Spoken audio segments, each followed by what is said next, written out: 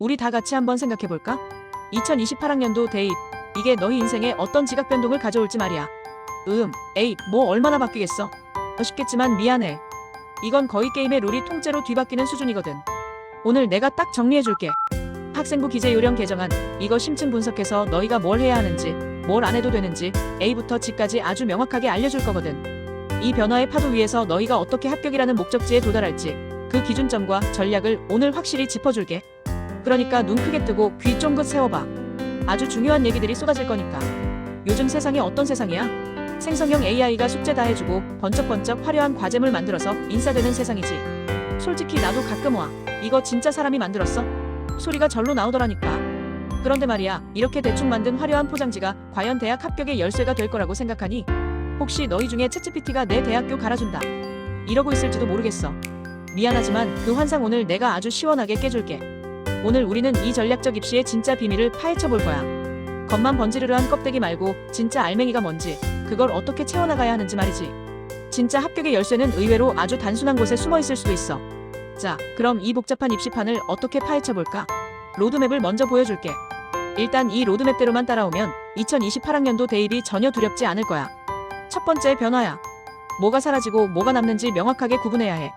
옛날에 통했던 잔머리가 이제는 씨알도 안 먹히게 됐거든. 두 번째는 본질.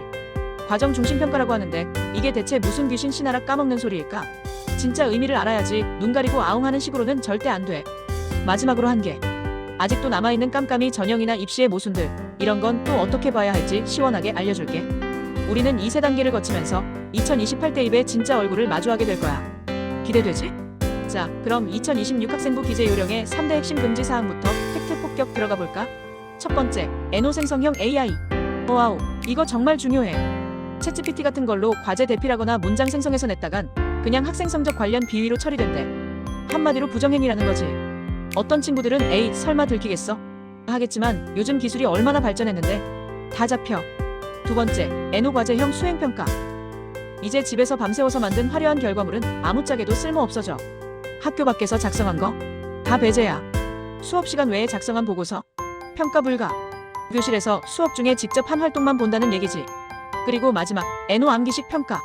단순 교과 지식 암기하고 달달 외워서 시험 보는 거 이제 지양한대. 지식 암기왕 타이틀은 좋지만 입시에서는 더 이상 힘을 못 쓰게 될 거야. 이 세 가지 꼭 명심해둬. 아주 치명적인 변화니까. 이제 평가의 패러다임이 완전히 바뀌었어. 결과에서 과정으로 말이야. 옛날에는 어땠어?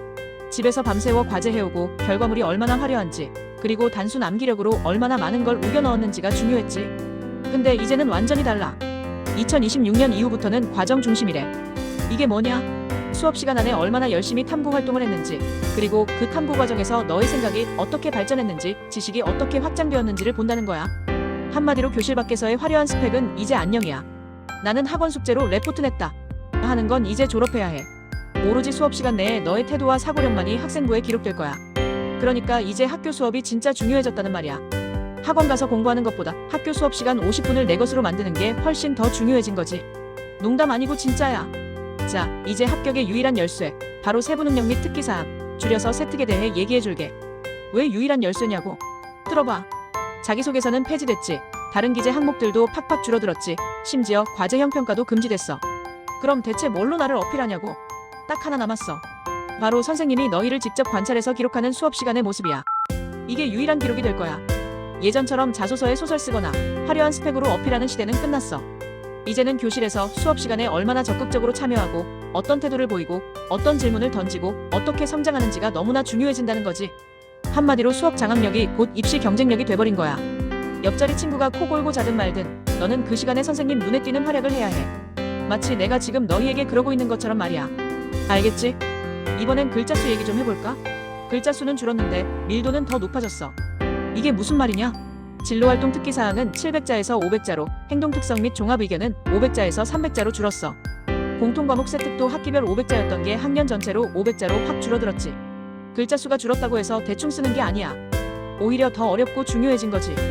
예전에는 그냥 나열식으로 이것저것 다 적었다면 이제는 핵심 역량만 딱딱 짚어서 선별해야 해. 마치 큰 돌멩이 더미에서 다이아몬드 원석을 골라내는 작업과 같아. 잡다한 것들 잔뜩 적어봤자 다이아몬드가 될 수 없어. 그러니까 너희는 줄어든 글자 수 안에서 너의 빛나는 재능과 역량을 어떻게 하면 압축적으로 보여줄지 고민해야 해. TMI는 이제 금물이야. 핵심만 콕콕. 이게 바로 합격의 지름길이 될 거야. 고교학점제 얘기가 나왔으니 졸업 유예 제도도 빼놓을 수 없지. 이건 고교학점제가 잘 안착되도록 만든 일종의 안전장치 같은 거야. 고등학교 3년 동안 총 192학점을 취득해야 졸업할 수 있거든. 그런데 이걸 다 못 채우면 어떻게 되냐고. 바로 졸업 유예야. 유급이랑 비슷한 건데 이름만 좀 순화한 거지.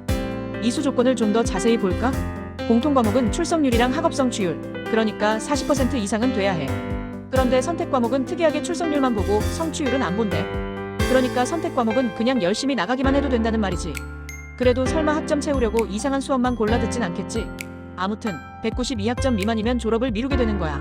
어때? 꽤 살벌하지? 그러니까 학점 관리도 이제 고등학생들의 중요한 미션 중 하나가 된 거야. 학점은 대학교 가서 따는 거라고 생각했다면 큰 오산이라고. 이젠 기록도 더 날카롭고 냉정해졌어.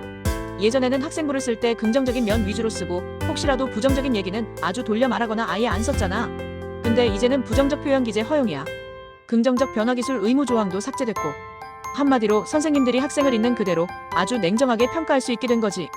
게다가 추천서 성격도 삭제됐어. 학생을 변호하거나 우리 반 아무개는 정말 착하고 성실합니다 같은 추천 문구는 이제 쓸 수 없다는 거야. 이게 왜 중요하냐고. 학교 생활을 불성실하게 했다면 그게 여과 없이 학생부에 드러날 수 있다는 의미거든. 선생님이 너희를 관찰하고 기록하는 그 내용이 그 어떤 미사여구 없이 날 것 그대로 담긴다는 거야. 그러니까 이제 어떻게든 되겠지 하는 마음은 접어두고 평소 생활 태도부터 다시 점검해야 할 때야. 숨길 수도 미화할 수도 없으니 말이야. 그런데 말이야, 아무리 제도가 바뀐다고 해도 여전히 아쉬운 점, 이른바 깜깜이 전형의 한계는 남아있어. 첫 번째, 블라인드 평가 유지. 이게 뭐냐면 대입평가할 때 학생의 학교 이름 같은 정보는 안 본다는 거야. 공정성을 높이려는 취지는 좋지만 지방의 특정 학교처럼 좋은 프로그램을 운영하는 곳은 역량을 어필하기 어렵다는 문제가 생겨. 정보가 부재한 상황에서 제대로 된 평가가 가능할까 하는 의문이 드는 거지. 두 번째는 비교과 미반영. 독서, 봉사, 수상 경력 같은 비교과 활동들이 대입에 반영되지 않아. 예전엔 이것 때문에 스펙 쌓으려고 난리도 아니었잖아. 이제 아예 안 본다니 노력했던 친구들은 좀 허탈할 수도 있을 거야. 마지막으로 정량화 우려. 평가 자료가 확 줄어들었잖아. 이렇게 되면 결국 학교생활 기록부가 단순한 정성평가가 아니라 정량평가처럼 숫자로만 평가될까봐 걱정하는 목소리가 많아. 에이, 결국 다시 점수 싸움 아니야? 하는 볼멘 소리가 나오는 이유가 여기에 있는 거지. 완벽한 제도는 없는 법이지만 이 부분들은 여전히 우리의 고민을 더 깊게 만들어. 입시 제도가 꼭 엇박자를 내는 것 같다는 생각이 들 때가 많아. 특히 고교학점제와 수능 정시 딱 그래. 고교학점제는 학생의 진로에 맞춰 다양한 과목을 선택하고 주도적으로 학습하게 하겠다는 취지잖아. 나는 의사가 될 거야 하면 의학 관련 과목을, 나는 예술가가 될 거야 하면 예술 관련 과목을 들으라는 거지. 근데 문제는 수능 정시야. 수능은 여전히 점수 따기 유리한 과목으로 학생들이 쏠리는 현상이 발생하거든. 문과면 사탐은 경제 말고 윤리, 이과면 물리 말고 생명, 이런 식으로 말이야. 고교학점제는 다양성을 외치는데 수능은 효율성을 외치니 학생들이 그 중간에서 갈피를 못 잡는 거야. 이중고를 겪는 수험생만 죽어나는 거지. 제도와 현실의 괴리가 너무 큰 거야. 마치 한쪽은 왼발로 가자 하고 다른 한쪽은 오른발로 가자 하는 꼴이니 걸음이 제대로 나갈 리가 없잖아. 학생들이 가장 힘들어하는 부분 중 하나가 바로 이 지점일 거야. 그런데 말이야, 이런 엇박자 속에서도 의미 있는 변화의 신호탄이 곳곳에서 터지고 있어. 서울대, 한양대 같은 주요 대학들이 정시 30%까지 축소 가능성을 내비치고 있거든. 이른바 전형 운영 개선이라는 이름으로 말이야. 이게 무슨 말이냐면 정시 모집 인원을 줄이겠다는 얘기야. 에이, 설마 진짜 줄이겠어? 하겠지만 국가교육위원회에서도 2028학년도 이후에는 정성평가 확대 방향성을 제시하고 있잖아. 이게 뭘 의미하겠어?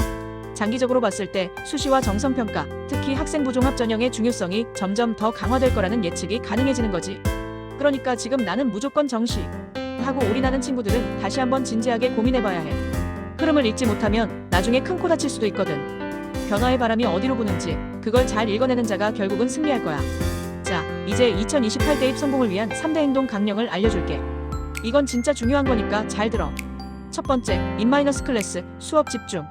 야, 수업 시간에 질문하고 발표하고 토론하면서 너의 사고 과정을 선생님께 직접 증명해야 해. 너의 눈빛 하나 손짓 하나까지도 선생님은 기록으로 남길 거야. 잠자는 시간은 이제 끝이야. 두 번째, 노트릭스, 진정성. 야, 생성형 AI나 외부 도움. 이제 그거 다 들켜. 차라리 투박하더라도 너만의 언어로 너의 생각을, 너의 탐구 과정을 기특하게 보여줘. 진정성만큼 강한 무기는 없어. 마치 초콜릿 볶음 만들겠다고 지방 흡입하는 게 아니라 매일매일 팔굽혀펴기 하는 것과 같은 이치지. 세 번째는 댄서티, 밀도. 야, 줄어든 글자 수 안에서 너만의 탐구 스토리를 압축적으로 아주 밀도 높게 담아내야 해. 핵심 역량 중심으로 너의 개성과 성장을 보여주는 스토리를 만들 줄 알아야 한다는 말이야. 이 세 가지를 기억하면 너희는 2028 대입에서 승리자가 될 수 있을 거야. 약속해. 기억해줘.